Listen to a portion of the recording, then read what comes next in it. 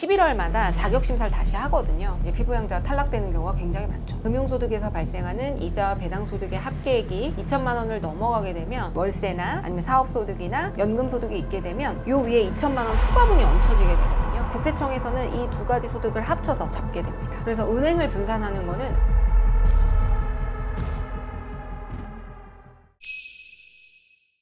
은퇴 후 수입은 감소하는데 세금과 건보료는 왜 더 부담일까요? 아마 소득의 종류가 바뀌기 때문이 아닐까 생각이 듭니다. 보통은 이제 직장을 다니다가 은퇴하시는 분들이 많다 보니까 직장을 다닐 때는 이제 근로소득 하나로 굉장히 단순하게 됐고 회사에서 세금을 알아서 처리를 해줬잖아요. 그런데 이제 은퇴를 하시게 되면은 이자나 배당 같은 그런 금융소득이라든지 뭐 연금소득이라든지 부동산 임대소득이라든지 이런 소득의 형태가 굉장히 다양하게 이제 발생을 하게 되고 종합소득세 신고를 별도로 하시게 되거든요. 그래서 내가 세금과 건보료를 알아서 납부를 하는 구조이다 보니까, 그리고 회사 다닐 때는 이제 건보료 절반을 회사에서 내주고 있는 거거든요. 근데 이제 그거를 안 내주고 내가 온전히 부담을 하다 보니까 아무래도 많은 분들이 은퇴 후에 조금 더 건강보험료나 이런 부분들이 부담된다, 이렇게 말씀을 하시는 분들이 많은 것 같습니다. 재산과 소득이 있으면 어쩔 수 없이 납부를 하셔야 됩니다. 건강보험 피부양자 탈락 문제, 실제 상담에서 비중이 크나요? 그렇죠. 아무래도 이제 피부양자 같은 경우에는 이제 소득이나 이제 재산 요건을 갖추어야 피부양자 조건을 유지할 수가 있는데, 우리가 이제 소득 없이 생활을 하기가 어렵다 보니 이제 소득이 발생하면서 자연스럽게 지역가입자로 전환이 이루어지고요. 근로소득이 없게 되면, 근로소득은 이제 직장가입자의 그 월 보수액을 기준으로 일단 기본적으로 부과되는데, 지역가입자는 이제 본인의 어떤 재산이나 이런 것들을 가지고 여러 가지 점수로 소득이나 이런 걸로 평가를 하게 되거든요. 그래서 조금 더 부담이 많은 경우가 대부분이에요. 그래서 매년 우리가 이제 11월마다 자격심사를 다시 하거든요. 그래서 소득이 발생하면서 대부분 지역가입자로 변환이 되고, 그러면서 피부양자가 탈락되는 경우가 굉장히 많죠. 금융소득 종합과세에서 말하는 연 2천만 원은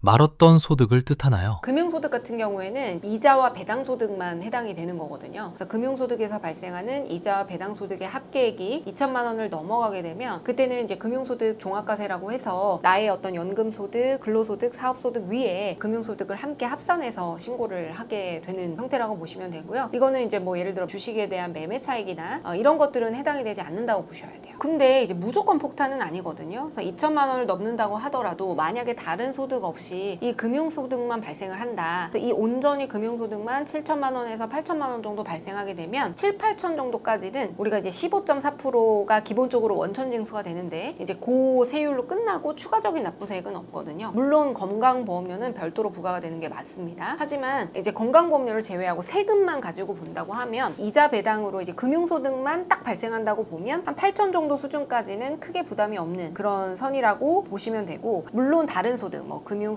외에 월세나 아니면 사업소득이나 연금소득이 있게 되면 요 위에 2천만 원 초과분이 얹혀지게 되거든요. 그래서 내가 이제 다른 소득으로도 너무 소득이 많아서 예를 들어 뭐 38% 구간이면 사실은 이제 14%와 38%의 차액분에 해당되는 24%가 추가적으로 세금으로 부과되죠. 당연히 건강보험료도 추가로 부과되고요. 그러다 보니까 조금 당연히 부담이 되실 수 있는 상황이다 라고 보시면 됩니다. 예금이자 분산 시 금융소득 종합과세 피할 수 있나요? 이거를 정말 흔히 하는 오해인데요. 전혀 효과가 없습니다. 그러니까 은행은 중요하지 않아요. 우리가 은행에서 발생하는 그 소득의 성격이 돈을 대여해서 발생하는 이자 소득이거나 아니면 이제 배당 소득에 해당이 되면 개인별, 즉 주민등록 번호별로 합산이 되거든요. A은행에 1천만 원, 뭐 B은행에 1천만 원 이렇게 발생을 했으면 국세청에서는 이 두 가지 소득을 합쳐서 그 해당 주민번호로 발생된 소득을 합계해서 잡게 됩니다. 그래서 은행을 분산하는 거는 아무런 효과가 없다, 그렇게 보셔야 돼요. 은행을 분산하면 효과가 있다고 주장하시는 분들은 왜 그런 걸까요? 아마 이제 소득의 종류를 변경했거나 아니면 뭐 예를 들어 배우자 명의를 조금 나눠놨을 수는 있어요. 본인 명의와 배우자 명의를 나눠가지고 하면 그거는 세금이 줄어들 여지가 있거든요. 그런데 이제 은행을 나눈다고 해서 사실은 이자 소득이 맞다고 한다면 그거는 사실 분산 효과가 전혀 없다라고 보셔야 됩니다. 월세 소득이 섞여 있으면 종합소득세 신고가 복잡한가요? 네, 복잡해지죠. 아무래도 이제 규칙 자체가 굉장히 다르기 때문에 각각의 소득별로 이제 부과되는 규칙이 있는 거거든요. 이자 배당 소득 같은 경우에는 이제 2천만 원 초과하면 과세가 되는 거고, 국민연금은 금액에 상관없이 늘 합산이 되는 겁니다. 그리고 개인연금 같은 경우에는 사적연금이라고 해서 우리가 이제 1,500만 원 안 넘으면 그냥 낮은 세율로 분리과세로 끝날 수가 있거든요. 그런 부분이 있고, 또 월세 소득 같은 경우에도 주택임대소득이면 그 주택임대소득의 수익 금액이 2천만 원까지는 우리가 뭐 15.4%로 끝날 수 있어요. 그래서 이런 소득의 종류별로 다양하게 좀 계산을 해야 되기 때문에 여러 가지 소득이 발생된다고 하면 좀 복잡한 종합소득세 신고가 이루어질 수 있다. 여러 가지 소득을 만약에 쪼개서 발생한다고 하면 이제 금액을 좀 관리를 하시면 좋을 것 같아요. 그래서 각각의 소득이 금융소득 2천만 원 이내로 발생하고, 주택임대소득도 2천만 원 이내로 발생하고, 그리고 아까 연금소득, 사적연금소득도 1,500만 원 이내, 이런 식으로 분리과세되는 그 범위 내에서 소득이 발생하도록 분산을 시켜놓게 되면 그 경우에는 좀 더 간단하게 세금을 신고할 수 있는 여지가 있을 수 있습니다. 실제로 나눠서 소득을 받는 경우가 많은가요? 요즘은 굉장히 많죠. 소득의 종류를 굉장히 다양하게 뭐 사업부터 근로부터 연금, 기타 뭐 이렇게 여러 가지로 소득을 받으시는 경우가 굉장히 많다라고 보시면 됩니다. 아무래도 이제 여러 가지 유형의 소득이 발생한다는 거는 여러 유형의 자산을 보유하고 있다는 거거든요. 주택임대 소득이 발생하려면 이제 부동산을 가지고 있어야 되고, 이자 배당이 발생하려면 금융자산이 있어야 되는 부분이니까 그런 경우에는 아무래도 자산이 많을 가능성이 있고요. 아까도 말씀드렸듯이 우리나라에 세금을 많이 내는 분들이 없어요. 이렇게 다양하게 세금을 낸다는 거는 이미 자산가라는 거고, 이런 자산가분들은 이제 자산에 대한 이전이나 이런 부분들, 자녀에 대한 승계, 이 부분이 제일 큰 고민이다라고 보시면 됩니다. 은퇴를 앞둔 사람이 가장 먼저 점검해야 되는 건 무엇인가요?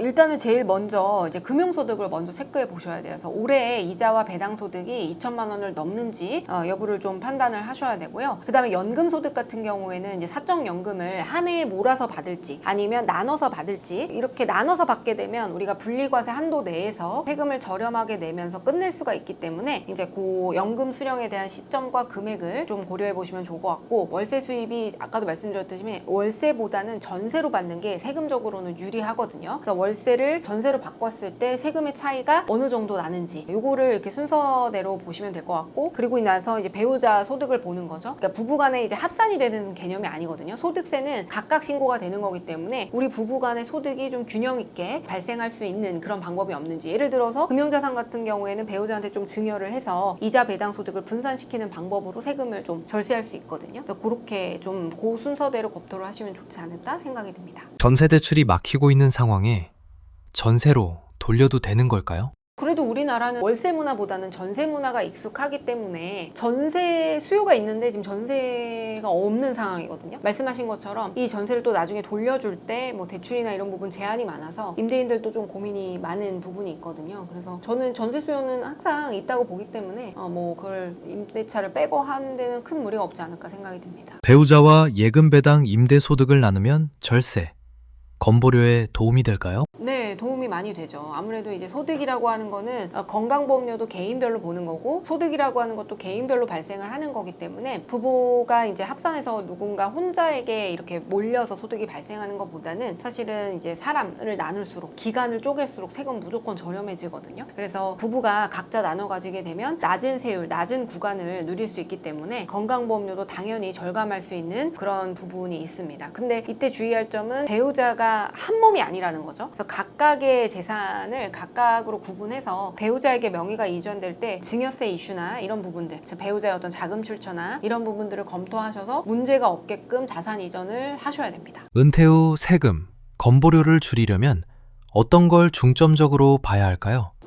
일단 이자, 배당, 월세 이런 것들이 다 따로따로가 아니라 하나의 소득이라고 보셔야 되거든요. 내가 은퇴 후에 세금과 건보료는 결국에는 이 소득을 통해서 다 합산이 돼서 부과된다라는 점을 좀 기억을 하셔가지고 각각의 소득별로 이제 특성을 파악해서 좀 건보료를 줄일 수 있는 여지가 있는 것들, 대부분 이제 분리과세나 비과세나 이런 것도 좀 활용하셔가지고 분산을 해서 건보료를 최소화하는 방향으로 좀 진행을 해야 되지 않나 싶습니다.